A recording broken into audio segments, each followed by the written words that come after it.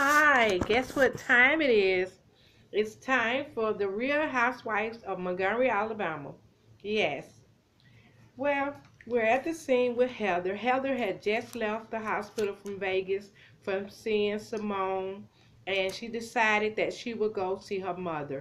Her mother had been sick, so when she got to the house, her mother was gone, and Heather had found out that the mother had been gone to a church convention. So she decided that she'll just sit there and wait for her mother until she come home. So back to Simone. Simone did get better. She's back at home getting her nightclub together. She had just got the club and she was having this big grand opening for the nightclub, and the name of it was Jello's. So Simone had expect for big reviews for the club, which it was. Once she got there, the club was jumping. People's around the corner, lined up, waiting to get into the club.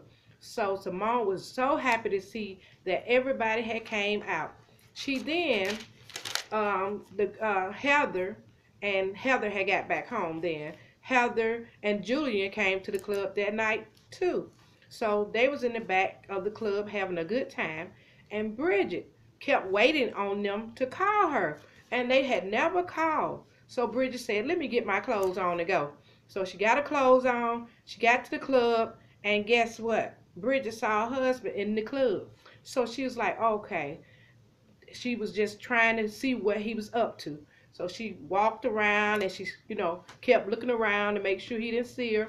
So he gets to the back of the club, and guess what? He's sitting at the table with Julia and Heather.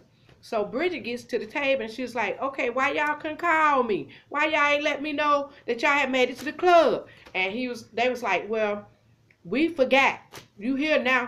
Julian gets smart, and Bridget was like, well, it ain't got to be all that, do it? Because, hey, we all at the club having a good time. But why is you sitting here? She asked her husband all that.